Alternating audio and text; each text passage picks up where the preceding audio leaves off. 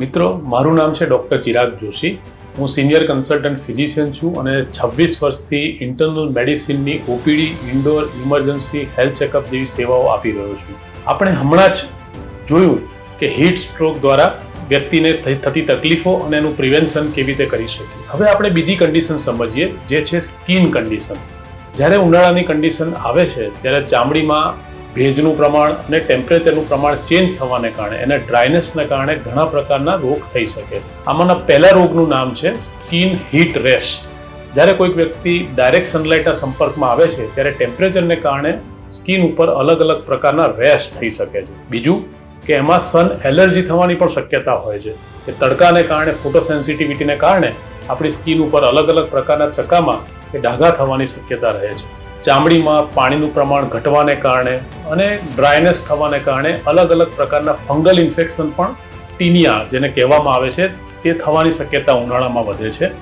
ઉનાળો આવવાને કારણે અલગ અલગ પ્રકારની એકની જેને ખીલ કે ફોલ્લી કહેવામાં આવે છે અને ફોલિક્યુલાઇટિસ એટલે જ્યારે હેર ફોલિકલ્સ હોય તે હેર ફોલિકલ્સના બેઝમાં ઇન્ફેક્શન થવાની શક્યતા પણ વધી જાય છે. જ્યારે તાપમાન 40-41 ડિગ્રીથી ઉપર જાય છે ત્યારે હાઇપર પિગમેન્ટેશન એટલે કે સ્કિન ટેનિંગ થવાનું, સ્કિન ઉપર ડાર્ક સ્પોટ્સ થવાની આ બધી શક્યતા પણ વધે છે. તો મિત્રો, આને આપણે કેવી રીતે ટાળી શકીએ?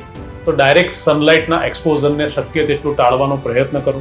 અલગ અલગ પ્રકારના સ્કિન લોશન્સ કે સ્કિન પ્રોટેક્ટિવ ક્રીમ્સ અવેલેબલ હોય છે, તેનો ઉપયોગ તમે કરી શકો છો. તમે તમારા ચહેરાને રૂમાલથી, નેપકિનથી કે કોઈ પ્રકારના કપડાથી ઢાંકી શકો છો. હાઇડ્રેશનનું પ્રમાણ તમે પૂરતા પ્રમાણમાં રાખો. આ બધું કરવાથી આ તકલીફોને અટકાવી શકીએ છીએ. અને જો એ કન્ડિશન ન કંટ્રોલમાં આવે તો કોઈ ડૉક્ટરના સંપર્કમાં આવીને એની પ્રોપર સાયન્ટિફિક સારવાર આપણે કરી શકીએ. મિત્રો, ત્રીજી કોમન કન્ડિશન્સ કે જે ઉનાળામાં જોવા મળે છે તે છે અસ્થમા. કે જ્યારે ડ્રાયનેસ વધે છે, ટેમ્પરેચર વધે છે ત્યારે એલર્જીને કારણે વ્યક્તિને શ્વાસના રોગોમાં પણ ઉથલો મારે છે, જેથી વ્યક્તિને અસ્થમા ટ્રિગર થવું, શ્વાસની તકલીફ થવી, ઓક્સિજન લેવલ ઓછું થવું, સફોકેશન જેવી ફિલિંગ થવી, શ્વાસની ગતિ અચાનક વધી જવી, વ્યક્તિનું ભાન અવસ્થા ડલ થવી.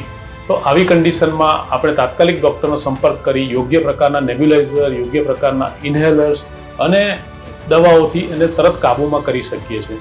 જો આ બધા રોગોને આપણે તાત્કાલિક નિવારણ કરી શકીએ તો હોસ્પિટલાઇઝેશન, આઈસીયુ સ્ટે, વેન્ટિલેટર આ બધી વસ્તુને આપણે સમયસર પ્રિવેન્ટ કરી શકીએ છીએ.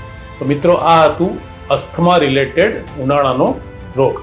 મિત્રો, ઉનાળામાં ગરમીને કારણે જ્યારે કોઈ વ્યક્તિ બહાર રોડ ઉપર ટ્રાફિકમાં ફરતી હોય છે ત્યારે ગરમીને કારણે એ ઠંડા પીણા પીવાનો સ્વભાવ ધરાવે છે, જેમ કે લીંબુનું શરબત છે, શેરડીનો રસ છે, કોકો છે.